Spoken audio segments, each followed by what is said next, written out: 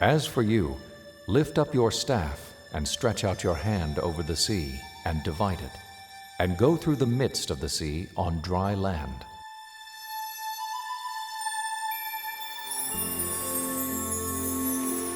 The Exodus account states while on their journey to Mount Sinai, the children of Israel encountered a seemingly insurmountable obstacle, the waters of the Red Sea. Most searches for their crossing point have centered on 5 sites that straddle the eastern border of Egypt, as defined in ancient times. 3 of these sites are inland saltwater lakes: Manzala to the north, Timsah, and the Great Bitter Lake. Another location, the dry bed that was once Lake Bala, has also been considered. The 5th possibility is on the northern end of the Gulf of Suez, at a beach whimsically named on tourist maps as Pharaoh's Bath. 3,500 years ago, each of these bodies of water would have been relatively shallow, ranging in depths from about 3 to 50 feet. Not surprisingly, naturalistic explanations for the Israelites' crossing are common here, including a receding tide or strong wind that could have lowered water levels enough to allow for passage on foot.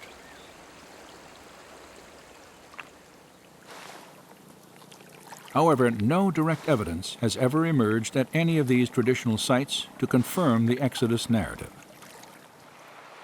Nor does their geography resemble biblical descriptions of the beach where Pharaoh's army confronted Moses and his people.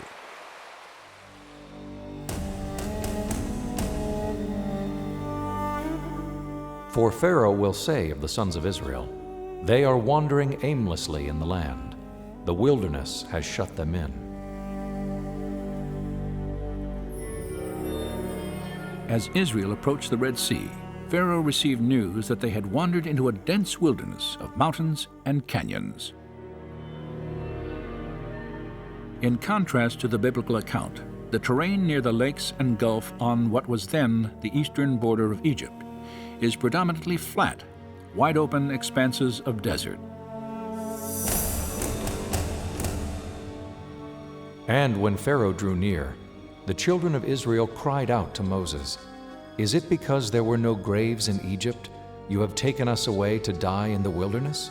Why have you so dealt with us to bring us up out of Egypt?" The Bible states that immediately prior to crossing the Red Sea, the children of Israel were gathered on a beach somewhere outside the borders of Egypt. In fact, the specific phrase, "out of Egypt," is used in relation to their place of encampment several times in the book of Exodus, creating an obvious contradiction between the scriptures and familiar interpretations of the story. For if traveling west to east, the Hebrews were trapped on the shore at any of the traditional crossing sites, they would still have been clearly within the borders of Egypt when God parted the waters.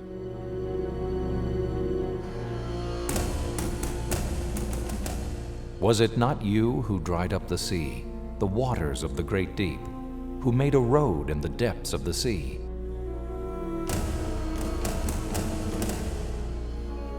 Popular theories that claim the Israelites walked through a shallow lake or marsh of reeds also contradict descriptions in the biblical record. The Hebrew writers refer to the Exodus crossing point as a great deep, the mighty waters, and the depths of the sea.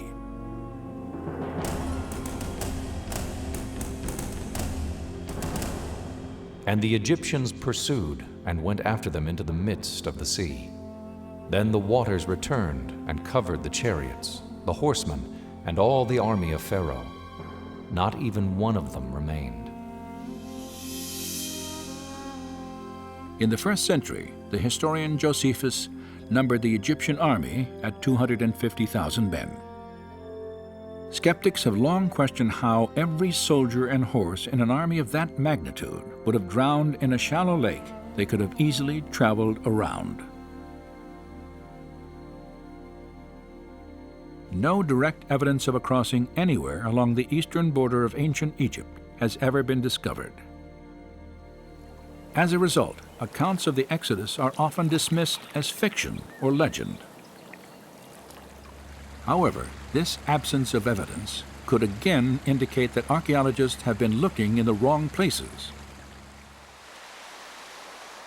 For if the biblical descriptions are accurate, then the Red Sea of Moses and the Israelites may be located somewhere other than the lakes and gulf that separate Egypt from the Sinai Peninsula.